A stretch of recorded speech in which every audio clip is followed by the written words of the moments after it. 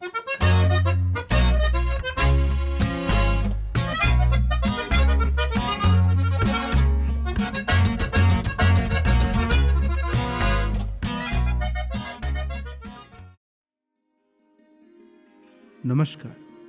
स्वागत है आप सभी का। सुनो कहानी प्रस्तुत करता है राख की गंगा। ये एक सुनो कहानी ओरिजिनल है जिसके लेखक हैं श्री ऋतिक रोशन मिश्रा। ये उनकी पहली ही कहानी है, ये यूं कहूं कि पहला ही उपन्यास है जिसे उन्होंने अपने माता पिता को अर्पण किया है। तो चलिए ज़्यादा समय न लेते हुए हम चलते हैं कहानी की ओर। अगर आप राइटर के बारे में और भी जानना चाहते हैं तो आप डिस्क्रिप्शन में पढ़ सकते हैं। तो चलिए सुनते हैं। भाग 1।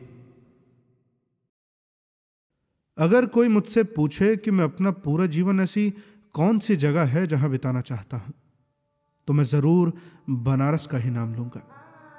बनारस के बारे में बहुत मशहूर बात यह भी है कि यह शहर जो अनादि काल से है, वो खुद महाकाल के त्रिशूल पर टिका हुआ है।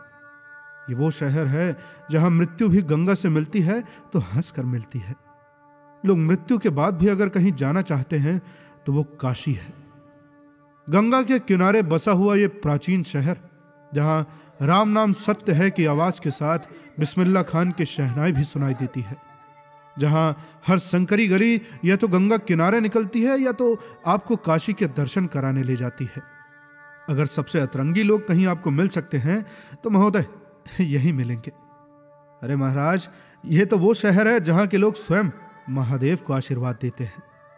और यहाँ की हवाएं जो इटलाती बलखाती गंगा के शीतल और पवित्र जलधाराओं पर थिरकती नाचती पूरे शहर में बिखर जाती हैं। और अगर वो आपको छू लें तो शायद आपको गंगा स्नान की आवश्यकता नहीं है, आप इसे महसूस करते ही पवित्र हो जाएंगे। ये वही शहर है जहां माता पार्वती और महादेव प्रेम के बंधन में बंधे थे। और हमारी कहानी भी इसी प्रेम नगरी से शुरू होती है। हमारा नायक जो इस कहानी का मुख्य पात्र है, वो इसी शहर का निवासी है। बसंत की एक खुशनुमा सुबह है। सूरज की किरणें आपस में प्रतिस्पर्धा करते हुए भोर की राजकुमारी के गालों पर बिखरी हुई भूरे धुंध बालों को धीरे धीरे हटाते हुए पेड़ों की शाखाओं, पत्तों, फूलों पर अंगड़ाइयां ले रही है। अगर आप गौर से देखें तो आपको हर रंग इन चंचल किरणों में साफ नजर आएंगे। यह हल्की गर्म किरणें और हल्की बहती नटखट हवाएं जब आम के बेरों को प्यार से चूमती हैं तो इसकी फिजा आपको अपने जादू में बांध लेगी। और जिसकी कहानी मैं आपको सुनाने जा रहा हूं, वो नौजवान न जाने इतनी खूबसूरत सुबह का लुत्फ न उठाते हुए बड़े बड़े कदमों से कहीं भागा जा रहा है। पहली दफा अगर आप इससे मिलेंगे तो यह आपको कुछ खास सा नजर नहीं आएगा। सामान्य कदकाठी वाला, रंग में हल्का सावला और बातों में साधारण सा एक नवयुवक। हाँ, व्यक्तिगत मिलने पर यह बात शायद बदल भी सकती है। अरे श्याम, श्याम सुनो तो, पीछे से किसी ने आवाज लगाई। अरे जल्दी बोलिए राजेश जी, हमें किसी काम से तुरंत निकलना है, हम रुक नहीं सकते। अरे भाई मत रुकना, लेकिन चलते चलते बात तो कर लेते हैं। अरे थोड़ा धीरे धीरे तो चलो। अरे भाई मैं भी पोस्ट ऑफिस की तरफ ही जा रहा हूं। राजेश जी हंसते हुए बोलते हैं। अरे महाराज धीरे धीरे चलने का वक्त बीत गया, हमें थोड़ा जल्दी पहुंचना है, मामा जी इंतजार कर रहे हैं। श्याम ने हड़बड़ाते हुए कहा। मामा जी? मामा जी पोस्ट ऑफिस आए हुए हैं क्या?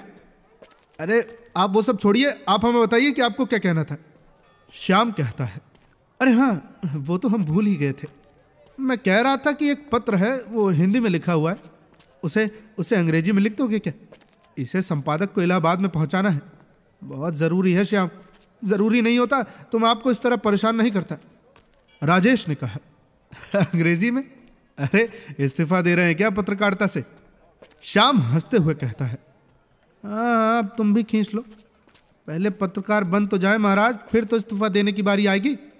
अजी अर्जी डालनी है भर्ती की एक अखबार में, हिंदी पत्रकार के लिए। राजेश जी कहते हैं। अरे लेकिन हिंदी पत्रकार बनने के लिए अंग्रेजी में आवेदन, ये तो बड़ा आश्चर्य है। श्याम कहता है। यही तो यार, पता नहीं कोई अंग्रेज आया है मैनेजिंग डायरेक्टर बन के। अब उसे हिंदी तो आती नहीं है, तो अंग्रेजी में ही आवेदन देना होगा। अच्छा, वैसे नाम क्या है अखबार का? श्याम पूछता है। East times. अच्छा श्याम, इतने सुबह सुबह पोस्ट ऑफिस जाने की कोई खास वजह? राजेश पूछता है। अरे यार, वो परसों ही मामा जी को मनी ऑर्डर मिलना था। टेलीफोन पर मामा जी ने बताया था कि वो अब तक उन्हें मिला नहीं, तो वही पता करने जा रहा हूँ। वो आज शनिचर है, तो आधे दिन में ही पोस्ट ऑफिस बंद हो जाएगा, इसलिए थोड़ा हड़बड़ी में हूँ।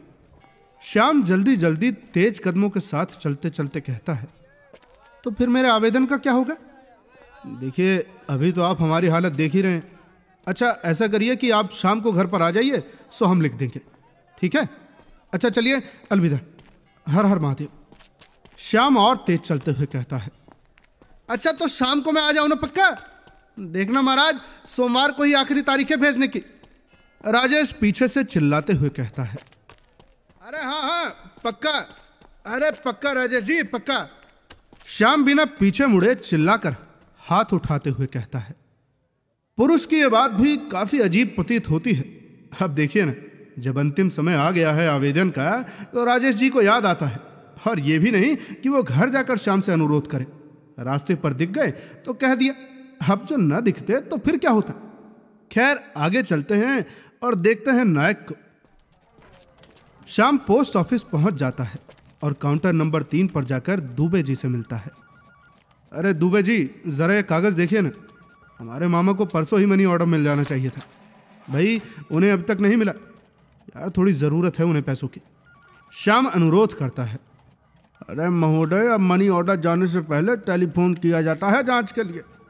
ऐसा करिए, आप कृपया करके अपने मामा जी का टेलीफोन नंबर लिखवा दें हमें। दुबे जी कहते हैं।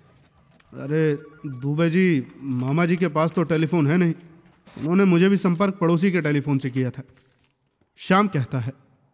अच्छा, तो ये बताइए, अगर पोस्ट ऑफिस से फ़ोन जाए तो क्या उनके पड़ोसी आपके मामा जी से बात करवा देंगे हमारी? दुबे पूछते हैं। देखिए, अब ये तो मैं नहीं कह सकता, और हाँ, अभी मुझे नंबर भी याद नहीं है।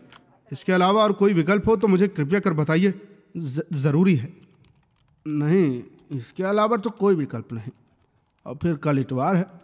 अच्छा, आप एक काम कीजिए, सोमवार को सवेरे मुझे नंबर लाकर दे दीजिए, मैं मनी ऑर्डर जल्द से जल्द करवा दूंगा। अच्छा दुबे जी, अगर मैं अभी आपको नंबर लाकर दे दूं तो क्या मेरा काम हो जाएगा? श्याम उत्सुकता से पूछता है। अब तो 11 बज गए। अच्छा चलो कोई नहीं, 12 से पहले अगर लाकर दे दोगे तो मैं काम कर दूंगा, वरना पोस्ट ऑफिस बंद हो जाएगा और फिर सोमवार ही आना होगा। दुबे जी घड़ी की ओर देखते हुए कहते हैं। बहुत बहुत धन्यवाद। अच्छा, हम घर पर फ़ोन करके नंबर मंगवा लेते हैं, लेकिन यार टेलीफोन बूथ तो यहाँ से काफ़ी दूर है। चलिए हम फिर भी एक बार कोशिश करके देखते हैं, वरना हम आपसे सोमवार मिलते हैं। श्याम धीरे और मायूस स्वर में कहता है। हमारा नायक, जिसे लग रहा था कि आज उसकी समस्या हल हो जाएगी, वो एक और समस्या में उलझ सा गया है। वो शायद ये भूल रहा है कि भले ही हमारा देश काफ़ी तेज गति से आगे बढ़ रहा हो, लेकिन फिर भी अभी अधिकतर गांव में बिजली तो दूर की बात है, अच्छी सड़क भी नहीं पहुंची है। और फिर टेलीफोन तो कई बार पूरे गांव में 2 या 1 ही होता है, वो भी किसी खास व्यक्ति के यहाँ दिखाई पड़ता है। इसी बात के संदर्भ में मुझे कवि की एक पंक्ति याद आती है कि सड़क तो अब पहुंची है गांव, जब सारा गांव शहर पहुंच चुका है। अक्सर तो नौजवान बड़े बड़े सपनों को लेकर उन्हें पूरा करने की चाहत में गांव से शहर की ओर बढ़ते हैं। हर व्यक्ति का अपना सफर और अपनी चाहत होती है। कोई इन बड़े शहरों में अपना नाम करने, कलाकार बनने, तो कोई ये सोचकर कि अच्छी नौकरी मिल जाए तो कुछ पैसे कमा ले, घर भेज दे और जिम्मेदारियां निभा ले। मगर इन शहरों के छोटे कमरों में इतनी जगह नहीं कि इतने बड़े बड़े ख्वाब को रख सके। यहाँ तो केवल उस एक व्यक्ति के साथ उसकी ज़रूरत ही रह पाती है। चलिए खैर, अब इन सब फिलॉसफी की बातों को छोड़कर हम मुख्य पात्र की कहानी पर वापस आते हैं। हाँ तो भैया, शाम न जाने किस ख्याल में खोया हुआ पोस्ट ऑफिस से बाहर आता है और बस स्टैंड की ओर बढ़ता है। बस में बैठकर कंडक्टर से बनारस हिंदू विश्वविद्यालय की टिकट लेता है, यानी BHU की, और सीट पर टिक जाता है और फिर बस से बाहर खिड़की से एक अनंत ख्याल में खो जाता है। तभी थोड़ी ही देर में उसके कानों में कंडक्टर की आवाज़ पड़ती है। अरे विश्वविद्यालय आ गया, विश्वविद्यालय आ गया, अरे भाई विश्वविद्यालय आ गया, जिन्हें उतरना है वो अभी उतर जाएं, गाड़ी ज्यादा देर नहीं रुकेगी। कंडक्टर तेज स्वर में आवाज लगाता है। नायक अपनी सोच के सागर से निकलकर कंडक्टर की ओर एक निगाह देखकर जल्दी से बस से उतर जाता है। कुछ कदम चलते ही उसे हिंद मोड़ पर लालजी की प्याज कचौड़ी और केसर वाली चाय की खुशबू अपनी ओर खींचने की कोशिश करती है, मगर जी मारकर मुंह फेर कर बेचारा श्याम अपने कदमों को टेलीफोन बूथ की ओर ढकेलता है। बूथ पर पहुंचकर कुछ सिक्के डालता है और अपने घर पर फोन घुमाता है। अरे बहादुर काका, बाबूजी से कहिए कि मामा जी का नंबर हमें जल्दी बताएं, हमें मामा जी से बात करनी है मनी ऑर्डर के बारे में। श्याम फोन पर किसी बहादुर से बात करते हुए ये कहता है। बेटवा शुक्ला जी कॉलेज निकल गए हैं, तुम कहो तो तुम्हारी अम्मा से बात करा मैं। बहादुर काका कहते हैं। अरे यार, अम्मा को कहाँ से पता होगा नंबर? अच्छा चलो ठीक है, अम्मा से ही बात करा, लेकिन जल्दी करवाना यार, हमारे पास समय नहीं है। श्याम तेजी से कहता है। हाँ हाँ बेटवा, बस फोन धरो, हम तुरंत करवाते हैं बात। बहादुर काका फोन एक तरफ रखते हुए कहते हैं। हाँ श्याम बोलो। श्याम की माँ फोन के उस तरफ से कहती हैं। अरे माँ, अगर तुम्हें मालूम हो तो जरा मामा जी का टेलीफोन नंबर बता दो। श्याम अपनी माँ से कहता है। बेटा, तुम्हारे बाबूजी की डायरी में लिखी हुई थी, डायरी शायद बाबूजी तुम्हारे साथ लेकर गए हैं कॉलेज, लेकिन रुको जरा हम एक बार देखते हैं उनके कमरे में। लेकिन अम्मा थोड़ा जल्दी करना, पोस्ट ऑफिस बंद हो जाएगा और फिर काम अटक जाएगा सोमवार तक। श्याम थोड़ा परेशान स्वर में कहता है। कुछ देर बाद श्याम की माँ फोन पर आती है। हाँ श्याम, लिखो नंबर। अम्मा कहती हैं। हाँ माँ कहिए। श्याम जवाब देता है और कॉपी कलम पर नंबर लिख लेता है। अच्छा ठीक है अम्मा, फोन रखते हैं, जरा दोपहर तक आएंगे पोस्ट ऑफिस से, ठीक है? ये कहकर श्याम फोन रख देता है और मामा जी का टेलीफोन नंबर मिलाने लगता है। कुछ देर घंटी बजने के बाद फोन उठता है। हाँ मामा जी प्रणाम, हम श्याम बोल रहे हैं बनारस से। श्याम फोन पर कहता है। श्याम? कौन श्याम? फोन के उस तरफ से कोई कन्या भारी स्वर में जवाब देती है। आप कौन बोल रही हैं? हमने ये फोन बिजनौर लगाया है, अपने मामा के हैं। श्याम जवाब देता है। बिजनौर? अरे भाई, लखनऊ लग गया है फोन, आपने कहाँ लगाया है? लड़की उस तरफ से कहती है। हमारा नाम श्याम है, बनारस से, हमने अपने मामा काशीनाथ शुक्ला को फोन लगाया है बिजनौर में। श्याम कहता है। हाँ हाँ समझ गए, श्याम बनारस से, लेकिन ये गलत नंबर लग गया है, आप दोबारा से नंबर की जांच कर ले एक बार। लड़की व्यंग के स्वर में जवाब देती है। गलत नंबर लग गया है? अरे नहीं नहीं, यही नंबर पर हमारी बात होती है। अगर आप मजाक कर रहे हैं तो कृपया करके हमारे मामा से बात करवा दीजिए, हमें बहुत ही ज़रूरी काम है उनसे। श्याम अनुरोध के स्वर में कहता है। मजाक? भला हम क्यों मजाक करेंगे आपसे? हम जानते थोड़ी हैं आपको, हमने कह दिया ना कि नंबर गलत है तो फिर गलत है। थोड़ी गुस्सैल आवाज में लड़की उस तरफ से जवाब देती है। नहीं नहीं, शायद आप न जानते हो, आप एक काम करें, आप हमारा नंबर लिख लें और फिर घर में जब आपके पिताजी या जो भी आपके सीनियर हैं वो जब आएंगे तो एक बार उनसे पूछ लीजिएगा, क्या पता वो हमारे मामा को जानते हो, उनसे बात करना हमारा बहुत ज़रूरी है। ये कहकर श्याम अपना टेलीफोन नंबर 2-3 बार दोहराता है। जी हमारे अब्बू तुम्हारे मामा या किसी काशीनाथ शुक्ला को नहीं जानते, लड़की भारी स्वर में कहती है। अच्छा ठीक है, माफ़ कीजिएगा, शायद हम ही से गलती हो गई, चलिए धन्यवाद, रखते हैं। श्याम निराश होकर कहता है। हाँ हाँ धन्यवाद धन्यवाद। ये कहकर लड़की उस तरफ से फ़ोन रख देती है और फ़ोन कट जाता है। श्याम काफ़ी परेशान होकर वहीं टेलीफोन बूथ के पास रखे पत्थर पर बैठ जाता है। एक तो भूख और प्यास से उसका मिजाज ऐसे ही खराब था और अब नंबर गलत होने के कारण वो और ज़्यादा परेशान हो गया। इन परेशानियों से ग्रस्त होकर वो अपने सर पर अपने दोनों हाथ रखकर घुटनों पर अपनी कोहनी रख देता है और सोचने लगता है कि अब वो क्या करे। वापस घर जाए तो उससे सोमवार को फिर आना होगा। नंबर अम्मा ने गलत बताया या फिर पिता ने ही गलत लिख कर रखा है, और अगर पिताजी ने डायरी में नंबर गलत लिख रखा है तब तो फिर इस समस्या का हल काफ़ी मुश्किल से मिलेगा, और फिर वहाँ बेचारे मामा अलग परेशान हो रहे होंगे। तभी उसके मन में मामा को चिट्ठी लिखने का भी ख्याल आता है, लेकिन फिर चिट्ठी पहुँचने में काफ़ी दिन लग सकते हैं, हफ्ते 10 दिन तो लगेंगे ही, और इतने में तो फिर बहुत देर हो जाएगी। यही सब सोचकर वो उदास बैठा रहता है कि तभी उसे टेलीफोन बूथ के फ़ोन की घंटी बजती सुनाई देती है।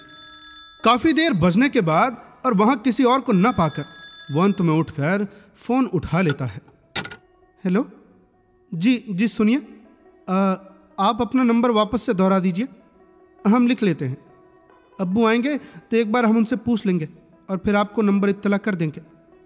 लड़की उससे कहती है, जी हाँ, आपका बहुत बहुत धन्यवाद। जी ये लिखिए, ये मेरा नंबर। श्याम थोड़ा खुश हो जाता है और उसे नंबर बता देता है। उस लड़की को कई बार शुक्रिया और धन्यवाद करते करते श्याम फोन रख देता है और अपने घर की तरफ निकल जाता है। जाते जाते वो सोचता है कि वो लड़की कितनी अच्छी थी। ठीक समय पर उसे गलती का एहसास हो गया और उसने नंबर ले लिया, वरना फिर परेशान होना पड़ता है। श्याम ये भी सोचता है कि लोगों से गलतियां तो होती ही रहती हैं, लेकिन अगर लोग गलतियों को सही समय पर सुधार लें तो फिर क्या ही बात है। तो अब क्या होगा? क्या शाम को दोबारा फोन आएगा? क्या शाम अपने मामा जी से बात कर पाएगा? क्या शाम की परेशानियां हल होंगी? ये जानने के लिए आपको सुनना पड़ेगा इस कहानी का अगला भाग। जल्द ही लौटेंगे इस कहानी के दूसरे भाग के साथ। तब तक के लिए सुनते रहिए सुनो कहानी की अन्य कहानियां, और साथ ही साथ बताएं कि यह कहानी आपको कैसी लग रही है। अच्छी लगे तो शेयर कीजिए अपने दोस्तों के साथ, और भी कहानियां सुनने के लिए फॉलो करें हमारे स्पॉटिफाई चैनल को। जुड़े रहने के लिए फॉलो करें इंस्टाग्राम और फेसबुक पेज को। मिलते हैं आपसे अगले भाग के साथ। तब तक के लिए सुनते रहिए सुनो कहानी की अन्य कहानियां। धन्यवाद।